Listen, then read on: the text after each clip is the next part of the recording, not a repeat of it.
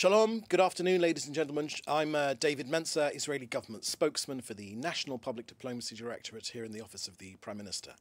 This Monday, the 10th of March, day 521 of the October 7th war. Just two quick updates from me, and then we'll go straight to your questions. Please remember to put your questions in the chat, together with your news outlet, and we will take your questions. Let me start with the latest on Israel's effort to get our hostages home. Israel has accepted the invitation by the mediating countries, backed by the US, to send a delegation to Doha today. It was discussed at yesterday's Security Cabinet meeting. Israel's goals are by now well known: the return of all of our hostages, the elimination of the Hamas military and also their governmental capabilities, and the removal of the terrorist threat to our people. Returning to the reality that preceded the murderous attacks of October the 7th, 2023 is simply not an option for Israel.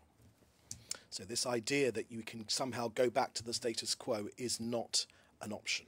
Hamas cannot create these wars every 2 or 3 years and then just go back and start all over again. Not again.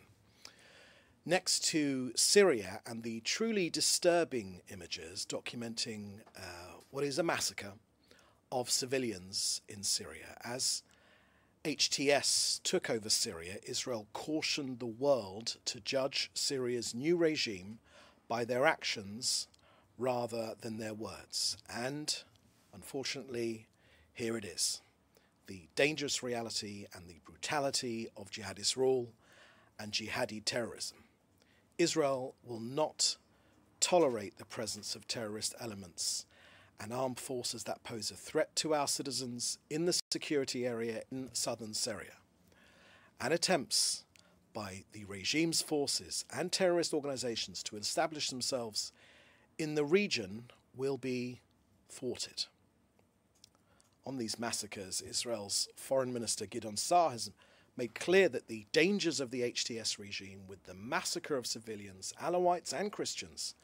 This weekend, Mr. Saar has urged world leaders and European countries in particular to raise their voice against these atrocities. Now, when it comes to the Druze, Israel is prepared to defend, if needed, the Druze population in Syria from the forces of this new regime. We will not allow any harm to the Druze population. Okay, that's the last, at the end of our briefing. Please put your questions in the chat together with your news outlet, and we will take some, and all of your questions indeed. Okay, first question here I can see is from George Dastis from EFE, the Spanish news agency. Any comments on Bola's statements on TV interviews yesterday? Is Israel concerned that the US might prioritize the release of hostages with American citizenship over others? Thank you for that question, George.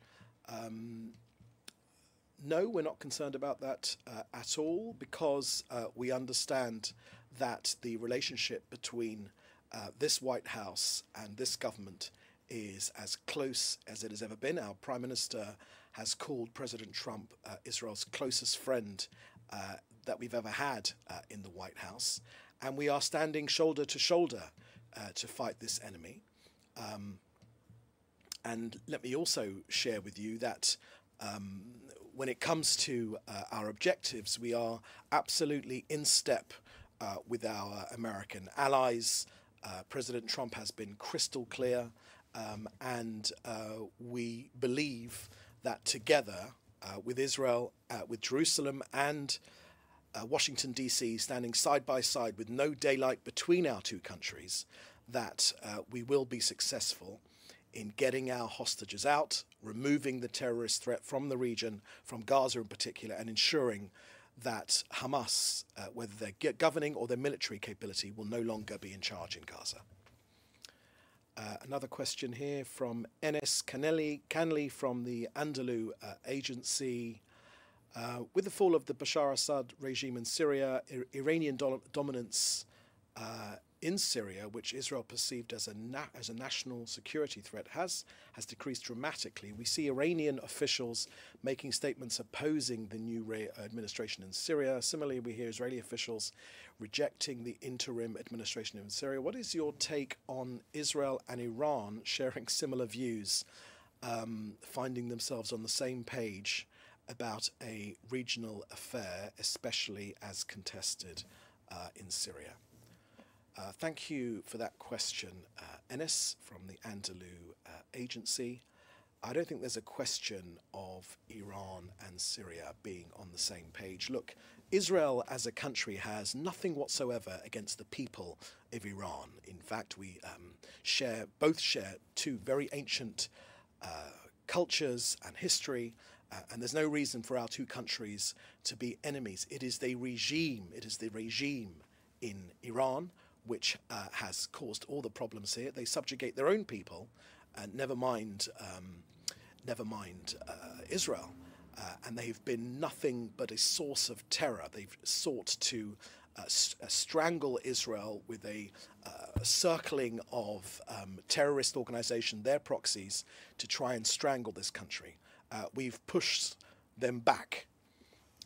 Now, just last week, when it comes to the regime, the Israeli Air Force conducted a joint aerial exercise with the US Air Force. Now, this exercise was aimed at strengthening and maintaining the long-standing cooperation between the forces between our two countries, while also expanding connectivity and building integrated capabilities for a range of scenarios.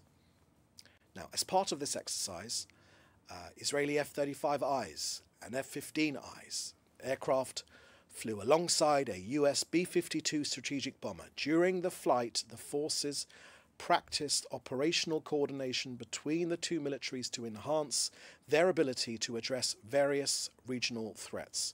Now, this cooperation is absolutely key to the IDF and CENTCOM, which is the US Central Command, and it reflects the strategic alliance and close ties that continue to develop and strengthen between our two countries over time. Now, let me flesh out some of the arguments about Iran, because we've made clear over the years that we have no argument whatsoever with the people of Iran, but the regime cannot be allowed to achieve a nuclear weapon. President Trump agrees with this. Israel supports President Trump's maximum pressure campaign. It was working before it was interrupted.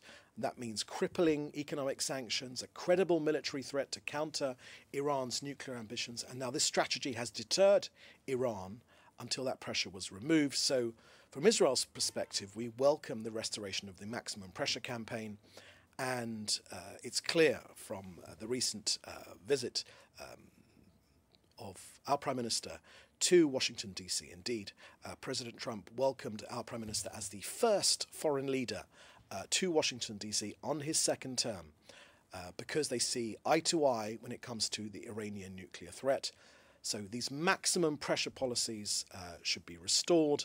They are being restored, and it's Israel's long-standing position that Iran must never be allowed to develop nuclear weapons, and Israel will do whatever it takes to prevent that. Okay, that's our last question here today. Thank you for joining us. We'll have another briefing, no doubt, very soon. In the meantime, if you have any other questions, or we can be of any assistance, or if there are interview requests, please get in touch in the usual way. So please do stay safe, and we'll see you next time. Thank you very much. Bye-bye.